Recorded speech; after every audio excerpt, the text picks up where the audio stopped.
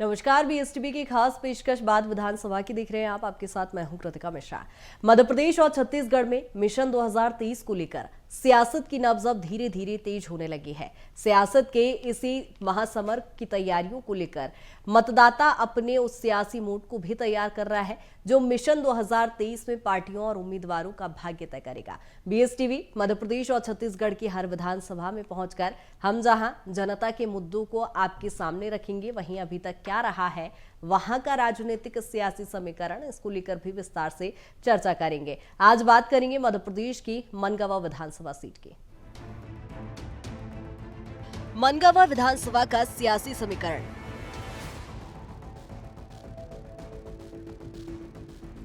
इस बार कौन कौन से मुद्दे हैं हैवी? मनगावा की सियासत का क्या है रुख?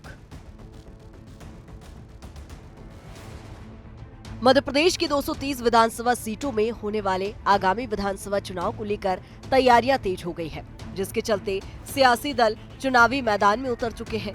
मध्य प्रदेश में सत्ता का प्रवेश द्वार कहलाने वाले रीवा में भी राजनीतिक दल एक्टिव है। कहते हैं कि सत्ता की चाबी विंध्य से निकलती है। विंध्य क्षेत्र हमेशा से सियासी दलों के केंद्र में रहा है। विंध्य में सबसे महत्वपूर्ण है रीवा जिला, जहां 8 विधानसभाएं हैं, जिसमें मनगावा विधानसभा सीट भी शामिल है।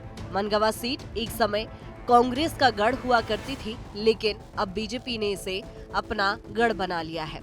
इस सीट पर ज्यादातर मुकाबला भारतीय जनता पार्टी और कांग्रेस के बीच ही होता रहा है। अभी यहां पर बीजेपी का कब्जा है और पंचूलाल प्रजापति यहां से विधायक है।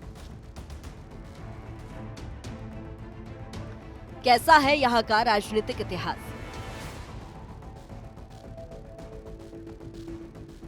सियासी दलों के लिए अहम सीट है मनगावा। इस सीट पर कभी था कांग्रेस का दबदबा।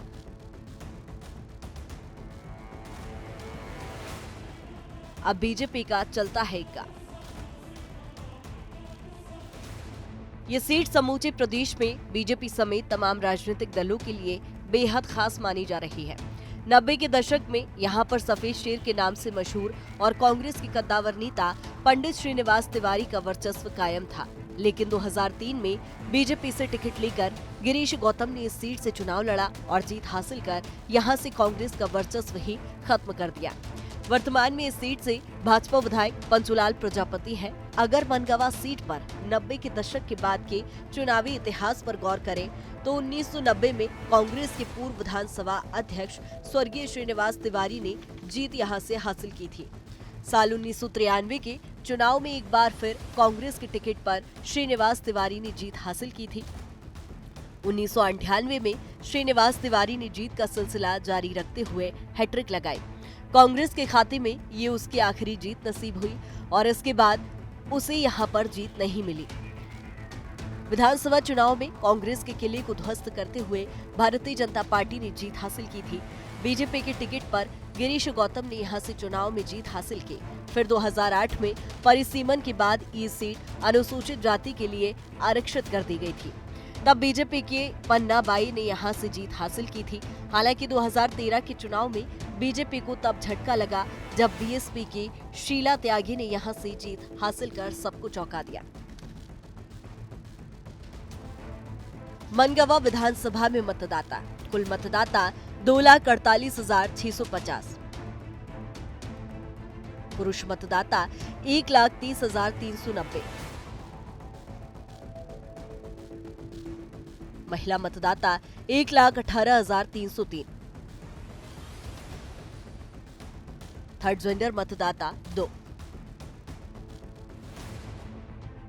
रीवा जिले के मनगावा विधानसभा की आबादी 2,48,000 से ज्यादा है, जिनमें 1,30,000 से ज्यादा पुरुष मतदाता है, तो वहीं 1,18,000 से ज्यादा महिला मतदाता है।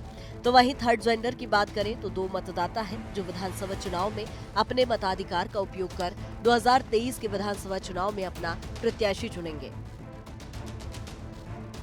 मनगावा विधानसभा का जातिगत समीकरण, अनुसूचित जाति के लिए आरक्षित है सीट। सामान्य और ओबीसी वर्ग का दबदबा। SC/ST वर्ग के भी काफी मतदाता। मनगावा विधानसभा के जातिगत समीकरण की बात करें तो इस सीट को साल 2008 में अनुसूचित जाति के लिए आरक्षित कर दिया गया था। यहाँ सामान्य वर्ग के 1,11,892 मतदाता यहाँ पर है, तो वहीं ब्राह्मण समाज के 74,595 और राजपूत समाज के 24,865 मतदाता है। ओबीसी वर्ग के 64,649, कुर्मी 37,297, अनुसूचित जाति के 44,757, अनुसूचित जनजाति के 22,378 मतदाता है। मनगावा सीट पर भाजपा का दबदबा है। 2018, 2008 और 2003 में यहां से भाजपा ने जीत दर्ज की थी, जबकि 2013 में बीएसपी ने विजय प्राप्त की थी और इनके अलावा यहां 1998, 1993, 1990, 1985 और 1980, 1977 में कांग्रेस ने ही चुनाव जीते थे। 2003 से पहले मनगावा सीट कांग्रेस का गढ़ रही है। मनगावा सीट का सियासी समीकरण। साल 2008 पन्नाबाई प्रजापति बीजेपी 24,579 वोटों से जीते। विंद्रा प्रसाद कांग्रेस से 21,380 वोटों से हारे। 3,199 वोटों का अंतर रहा। साल 2013 शीला त्यागी बसपा से 40,349 वोटों से जीती। पन्नाबाई प्रजापति बीजेपी से 40,074 वोटों से हारे। 275 वोटों का अंतर रहा। साल 2018 पंचूलाल प्रजापति बीजेपी से 64,488 वोटों से जीती। बबीता साकेत 45,958 वोटों से कांग्रेस से हारी। 18,530 वोटों का अंतर रहा। 1990 से लेकर 2018 तक हुए विधानसभा चुनाव की अगर बात की जाए तो इस मनगावा विधानसभा सीट में लगातार 3 बार कांग्रेस का कब्जा रहा है। इसके बाद 2 बार ये सीट बीजेपी के खाते में आई, लेकिन एक बार इस सीट पर बीएसपी ने सेंधमारी कर दी। बाद में एक बार फिर बीजेपी ने जीत हासिल की। बात पिछले 3 विधानसभा चुनाव की करें तो साल 2008 में मनगावा विधानसभा सीट को आरक्षित कर दिया गया और मनगावा सीट से वर्तमान विधायक पंचूलाल प्रजापति की पत्नी पन्नाबाई प्रजापति को बीजेपी की टिकट दे दी गई। उन्होंने भी जीत हासिल की, लेकिन 2013 की विधानसभा चुनाव में ये सीट बीएसपी की झोली में आ गई और बीजेपी प्रत्याशी पन्नाबाई प्रजापति को हराकर बीएसपी से शीला त्यागी ने जीत हासिल की, जिसके बाद भाजपा को तगड़ा झटका लगा। 2018 में बीजेपी ने चुनावी दांव चला और इस बार मनगावा विधानसभा सीट से पूर्व भाजपा विधायक पन्नाबाई प्रजापति के पति पंचूलाल प्रजापति को अपना उम्मीदवार घोषित किया। बीजेपी का चुनाव गुणा भाग काम आया और पंचूलाल प्रजापति को 64,488 वोट प्राप्त हुए, जबकि कांग्रेस उम्मीदवार बबीता साकेत को 45,958 वोट मिले। 18,530 वोटों से पंचूलाल प्रजापति ने जीत हासिल की और विधायक चुने गए। 2023 के विधानसभा चुनाव के लिए इस बार बीजेपी ने वर्तमान में विधायक रहे पंचूलाल प्रजापति के टिकट काटकर एक नए प्रत्याशी नरेंद्र प्रजापति को चुनावी मैदान में उतारा है। वहीं कांग्रेस से बबीता साकेत को पार्टी ने अपना प्रत्याशी बनाया है। अब तक तो बसपा भी टक्कर में चल रही थी, लेकिन नई चुनौती के रूप में आम आदमी पार्टी ने भी अपना प्रत्याशी पूरे प्रदेश के साथ साथ यहाँ भी उतारा है। वरुण अम्बेडकर आप पार्टी से यहाँ से प्रत्याशी है। क्या है यहाँ के स्थानीय मुद्दे? महंगाई और बेरोजगारी अहम मुद्दा। स्वास्थ्य और शिक्षा की कमी, बिजली की समस्या, पानी की दिक्कतें। मनगांव विधानसभा की बात करें तो यहाँ के प्रमुख मुद्दे महंगाई और बेरोजगारी है। इसके अलावा अच्छी शिक्षा हो। स्वास्थ्य की बात करें तो यहाँ एक सामुदायिक स्वास्थ्य केंद्र बना है, लेकिन वहाँ भी व्यवस्थाओं का अभाव है। बिजली की समस्या की बात करें तो वो भी बराबर नहीं मिलती। पानी के लिए अभी भी लोग भटकते हैं। कई जगह तो नहाने के लिए भी पानी खरीदना पड़ता है। सड़क भी कई गांवों में अभी भी नहीं पहुंच पाई है। पिछले चुनाव में किए गए वादों को भी अभी भी पूरा नहीं किया गया है और एक बार फिर विधानसभा के चुनाव है और अब जनता ही इसका चुनाव करेगी कि कौन उनका नेता होगा।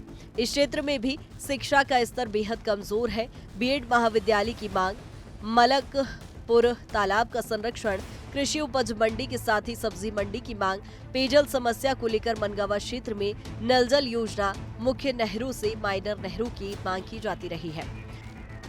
कांग्रेस ने बबीता साकेत को 2023 के विधानसभा चुनाव में मनगावा से अपना प्रत्याशी बनाया है और मनगावा विधानसभा में विकास को लेकर उनका कहना है कि मनगावा में जो भी विकास है वो श्रीनिवास तिवारी के कारण है। उनका कहना है कि उसके बाद से आज तक यहाँ कोई विकास नहीं हुआ। पानी की सबसे बड़ी ज्यादा समस्या है। यहाँ स्वास्थ्य के हाल भी बेहाल है। किसानों को फसलों की सिंचाई के पानी नहीं मिल पा रहा है। करें मनगावा विधानसभा की तो मनगावा विधानसभा से कांग्रेस ने टिकट घोषित कर दिया है और बबीता साकेत जी को वहां से भरोसे के साथ टिकट दिया है और कई ऐसी मूलभूत सुविधाएं जिसकी कमी है मनगावा विधानसभा में।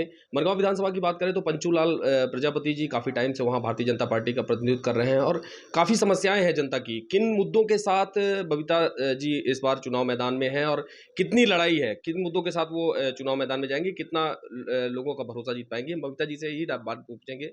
बबीता जी बताइए, इस बार चुनाव है, चुनाव में आपको टिकट भरोसे के साथ कांग्रेस ने दिया है, क्या समस्याएं हैं, मूलभूत समस्याएं हैं जिनका जो विकास नहीं हो पाया है, किन मुद्दों के साथ आप जनता के साथ? सबसे पहले भैया आपको धन्यवाद कि आप यहाँ पे आए और पहले मैं ये कहना चाहूँगी हमारा जो शीर्ष नेतृत्व है मैं उनको धन्यवाद देना चाहूँगी और जो हमारे ज़िले के शीर्ष नेतृत्व है मैं उनको भी धन्यवाद देना चाहूँगी। रही बात हमारे मनगावा विधानसभा में पंडित श्रीनिवास तिवारी जी वहाँ से विधायक बने और विधानसभा अध्यक्ष तक पहुँचे। वहाँ जो भी विकास है पंडित श्रीनिवास तिवारी जी का ही किया हुआ वहाँ का विकास है, बाकी वहाँ कोई विकास नहीं हुआ। भारतीय जनता पार्टी विकास यात्रा अपनी निकाली और भारतीय जनता पार्टी के विधायक वहाँ रहे 2 बार। जब से रिजर्व हुआ तो 2 बार वहाँ विधायक रहे, लेकिन वहाँ कोई भी ना शिक्षा है, वहाँ ना हॉस्पिटल की सुविधाएं हैं, डॉक्टर नहीं बैठते, मरीज बेचारे यहाँ वहाँ घूम रहे हैं और ना ही वहाँ पानी की सुविधा है, रोड नाली भी नहीं है।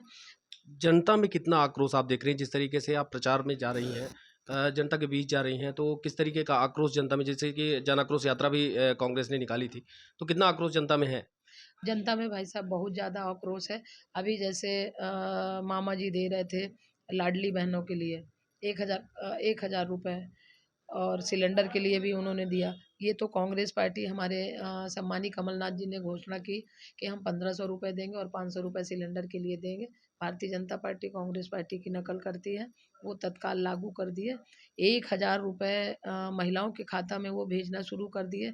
1,000 वो महिलाओं को भेज रहे हैं और सिलेंडर के लिए जो उन्होंने वो किया, तो 1,000 रुपये में थोड़ी ना हमारी घर गृहस्थी चलती है और गाँव में तो वैसे भी बेचारे गरीब लोग होते हैं और सभी भाइयों के बहनों को तो वो गिफ्ट दे रहे हैं और बहनों ही की जेब से वो निकाल रहे हैं। सारी चीज़ इतनी महंगा, आलू महंगा, दाल महंगी, टमाटर महंगी। तो जो मैंने देखा है, मैं महिलाओं के बीच में भी गई हूँ, जैसे अभी जो भाजपा की अभी सरकार थी तो उन्होंने 2,500 रुपये महिलाओं को राखी का गिफ्ट दिए। 250 रुपये में ना राखी आती, ना मिठाई आती, ना रुमाल आती। मैं भी महिला हूँ और हमारे क्षेत्र की भी महिला है, रीवा जिला नहीं मध्य प्रदेश में महिला है। महिलाओं के साथ वो बहुत बड़ा धोखा किए हैं और रक्षाबंधन जैसे पवित्र त्यौहार में सिर्फ 250 रुपये वो दे के महिलाओं को वो किए। महिलाएं ये बोल रही हैं, हम लोग जाते हैं तो महिलाएं ये बोलती हैं कि अभी 18 साल सरकार थी, मामा को बहनों की याद नहीं आई और जब चुनाव आया तो उनको महिलाओं की याद आ रही है। हम लोग भारतीय जनता पार्टी को वोट नहीं देंगे। परिवर्तन की लहर है।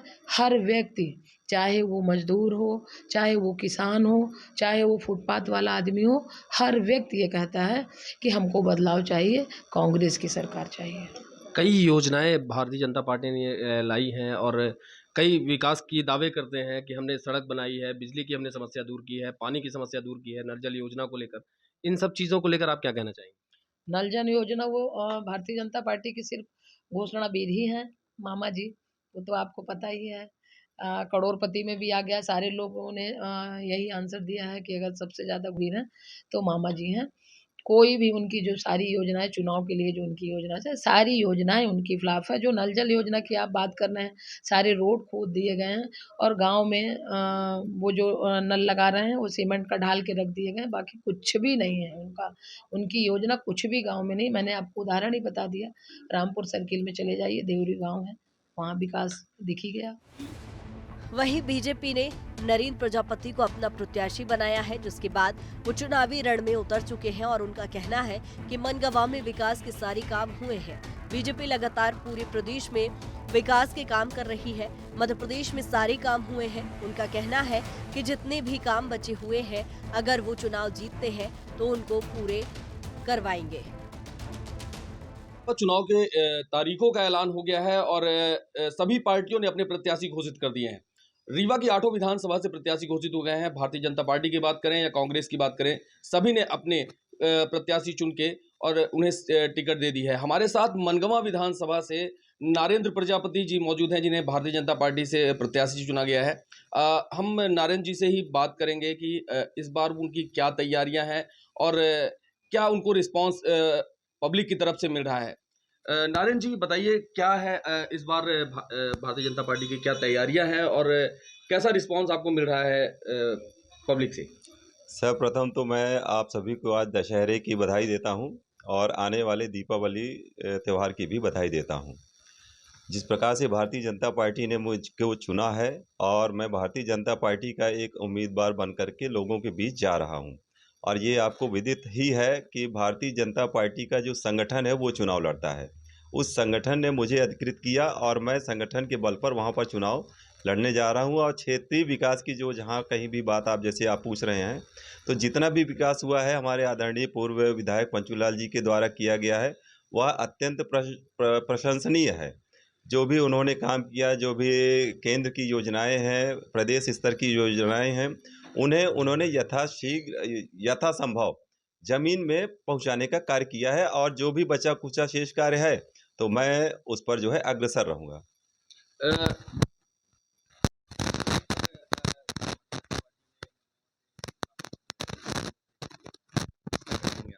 अब ऐसा है कि ये है चुनाव, और विधानसभा कोई छोटा चुनाव नहीं है। प्रदेश में आप देखते होंगे कि भाई किसी एक को टिकट दिया जाएगा, कार्यकर्ता कई होते हैं, दावेदार कई होते हैं, एक यह स्वाभाविक प्रक्रिया है। इस पर मैं ज़्यादा कोई टिप्पणी नहीं करूँगा। वो हमारे आदरणीय हैं और मैं उनके ही नेतृत्व में चलना चाहता हूँ। और मैं जैसे ही टिकट प्राप्त हुआ है तो मैं जा कर के उनका चरण वंदन कर चुका हूँ और बाकायदा उनसे निवेदन भी किया हूँ कि मुझे आपका मार्गदर्शन चाहिए, और जिस दिन पर्चा भरने जाऊँगा तो आपके बिना मैं नहीं जाऊँगा। क्या खास मुद्दे रहेंगे आपके इस विधानसभा चुनाव जिनको लेकर आप पब्लिक के बीच में जाएंगे। मुद्दे की ऐसा है कि जैसे स्वास्थ्य, रोजगार, ये सब चीज़ें तो है ही, अस्पताल है, वहाँ पर जो है स्टाफ नहीं है, सड़क, बिजली, पानी, ये सब तो आम बातें हैं ही। इसके अलावा जो भारतीय जनता पार्टी का केंद्रीय जो कार्यक्रम है, केंद्रीय जो योजना है, जैसे प्रधानमंत्री आवास हो गया, अपने प्रदेश की योजनाएं, लाडली लक्ष्मी, लाडली महीना, संबल कार्ड, इस तरीके की तमाम ऐसी भारतीय जनता पार्टी ने योजनाएं बना रखी हैं कि जो जन्म से लेकर के मृत्युपरांत तक के लिए जो पीड़ित वंचित लोग हैं उनके लिए वह योजनाएं कारगर होती हैं। उन्हीं योजनाओं को मुझे नीचे जमीन स्तर पर उतारने का अथक प्रयास करना है। अभी विकास के कौन कौन से कार्य अधूरे हैं जिन्हें पूरा करना बाकी है। विकास तो एक सतत प्रक्रिया है, कभी वह पूरा नहीं होता है। जिस प्रकार से वहाँ पर कॉलेज हैं, स्कूलें हैं, कन्या विद्यालय है, इन सभी चीज़ों की हर जगह पे आवश्यकता है। गढ़ में, रामपुर सर्किल में जैसे किसी भी प्रकार का कोई विद्यालय नहीं है। जो भी स्कूल है 5वीं और 8वीं तक है, तो मैं उन सभी का उन्नयन करने का प्रयास करूँगा। और इंजीनियरिंग जो टेक्निकल कॉलेजेस हैं, जैसे पॉलिटेक्निक वगैरह है, उनको लाने का मैं यथासंभव ऊपर से प्रयास करूंगा। जो भी पार्टी कहेगी उस हिसाब से आगे का काम किया जाएगा। कांग्रेस की एक कद्दावर नेता बबीता साकेत जी को आपके सामने प्रत्याशी कांग्रेस ने घोषित किया है, तो उनको आप किस तरह से लेते हैं। बबीता साकेत जी हमारी सम्मानीय हैं, पूर्व जिला पंचायत अध्यक्ष रही हैं और वो पहले भी पब्लिक के बीच में अपना प्रस्तुतिकरण कर चुकी हैं। और वही कद्दावर नेता पिछली बार हमारे आदरणीय पंचूलाल प्रजापति जी से सबसे बड़ी लंबी लीड से हार चुकी हैं। और अब वो किस प्रकार से जनता के बीच में स्वीकार हो रही हैं, ये आप लोग जो है बीच में भी जानते होंगे कि कहाँ पर कैसे उनको जो है स्वीकार किया गया। जहाँ तक भारतीय जनता पार्टी की बात है, संगठन चुनाव लड़ता है और भारतीय जनता पार्टी के संगठन के आगे कहीं कोई नहीं टिकता। प्रत्याशी के तौर पर तो मुझे उतार दिया गया है, लेकिन जहाँ पर संगठन चुनाव लड़ता है तो वहाँ पर किसी भी प्रकार की, किसी भी पार्टी की और किसी भी प्रत्याशी का कोई भी चुनौती या प्रतिद्वंदिता नहीं है। तो ये थे हमारे साथ नरेंद्र प्रजापति जी, जिन्होंने बताया कि हम कांग्रेस को किसी भी प्रकार से अपना उसमें टकराव नहीं मानते हैं। फिलहाल देखना ये होगा कि आने वाले 17 नवंबर को चुनाव में किसकी जीत होगी और किसकी हार होगी, ये आने वाला वक्त बताएगा। विधानसभा चुनाव 2023 के रण में इस बार बनगवा विधानसभा में मुकाबला काफी रोचक होने वाला है। हमेशा यहां बीजेपी और कांग्रेस के बीच ही मुकाबला होता रहा है, लेकिन इस बार कई अन्य पार्टियां भी चुनावी मैदान में हैं, जो कहीं न कहीं मनगवा के सियासी रण में प्रतिस्पर्धी के रूप में उतरेंगे। देखना ये होगा कि इस बार फिर बीजेपी बाजी मारती है या फिर कांग्रेस अपने किले को वापस हथियाती है। रीवा से BSTV के लिए गोविंद सिंह बघेल की रिपोर्ट।